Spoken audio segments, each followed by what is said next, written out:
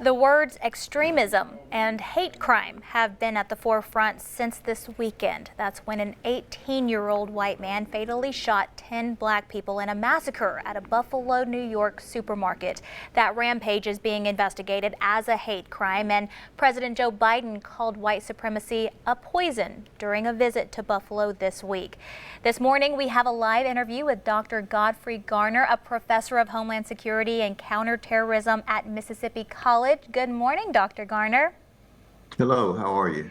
Good, and I'm so happy to hear from you because you're coming live to us from my hometown of Clinton, which is a great area. Yes, it is. It is.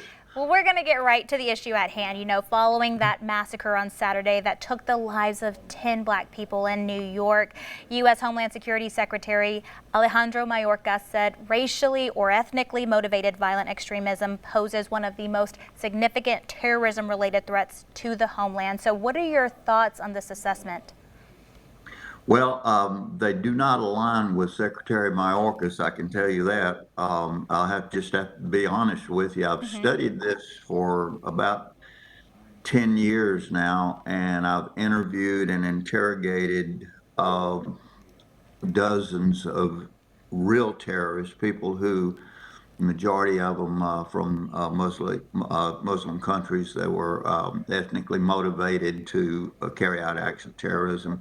It's a whole different ball game. It doesn't have anything to do. This kid that committed these atrocious acts, and nobody can excuse him in any way or offer any kind of excuse for it. But that kid was crazy. I mean, if you look at his writings, he hated everybody. He hated black people, but he hated white people just as bad. He even hated animals. He put a post of a decapitated cat online that he killed. So he was just a crazy individual. We do have a problem with ethnic violence. It's not directly white ethnic violence. It's when you crowd people into a small area and you remove resources like we're going through at this present time, people get mad at each other and some resort to violence. And we're going to see more of it because the economy and everything's getting bad, and we're flooding the country with people who to be honest, don't have a legal right to be here in the country, and our resources are going to get stretched really thin. People are going to get mad, and they're going to commit acts of violence. It's going to be white people, it's going to be black people, it's going to be Hispanics, but people are going to get mad, and they're going to commit acts of violence, and I'm sorry, but that's just the way it is. What were your initial thoughts when, we reported a lot on Domestic Terrorism Prevention Act of 2022. What were your initial thoughts on that, which the U.S. House passed Wednesday in response to that shooting? Well, it didn't have a lot of substance to it. It was my initial thoughts and my current thoughts, it was a political act. It's an opportunity for somebody to get their name on a bill and put it out. It didn't really do anything that it's not already done. And basically, it was one side of an issue, condemned white people for committing acts of violence and so forth. We have laws on the books. We have all of the congressional approved authorities that we ever need to control this. It's just a matter of will more than it is new bills and so forth. So I didn't see a lot of real benefit from it, to tell you the truth. So what are your thoughts, and what do you think the public's view of violent extremism in the U.S., how it may differ from reality? Everybody's afraid right now. Everybody's concerned because they're having problems with their own families and economic issues and so forth. So everybody's afraid of what's coming up. When people get scared like that, and when they get afraid, and when they don't know what's going to happen, they tend to lash out at each other. Yeah. I don't think the average person, black person, for instance, I live in a little town of Edwards between Clinton and Vicksburg. It's predominantly African American. I'm one of the few white people that live here.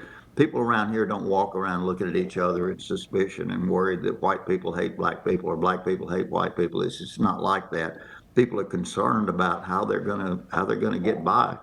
And again, just to reiterate, when our resources get stretched really thin, people get upset with each other. They get mad at each other in line to get gas, in the line at the store, and they think somebody else is getting something that they're not getting. It doesn't have that much to do with ethnicity, but you can use ethnicity to exacerbate the problem. And unfortunately, politicians on both sides of the aisle do that, and they're doing it now. And social media is playing a role in several crimes like this. That 18-year-old had a video going to show a live stream. We know a little bit about him because of the hate about his anger that he put out there. So, what are some examples of the impacts that social media these days is having on violent extremism in our country? Well, from talking to my students at school, and we caution them all the time about what they put online and how they deal with social media and so forth, because, once you say something online, it's there forever. Right. So we try to control, try to make sure they're aware of that and so forth. But to tell you the truth, young people today are pretty smart. They don't just read something and say, "Oh my gosh, somebody said this, and so it must be Right. true." They're a whole lot smarter than older folks like we are. So I don't think social media has as much of an impact. Now, again, this kid that did this was crazy, and there's crazy kids out there and adults out there, and they're going to do things like this, and there's no way to control it. But I don't think they're going to do it just solely based on social media. I don't think it has that much power. And I think the power is dwindling. I think it's getting better, to tell you the truth. Well, Dr. Garner, thank you so much for joining us and talking to us about such a hard topic to talk about these days. We really appreciate your input. Thank you for the opportunity. Anytime. Have a great day and stay cool out there. All right.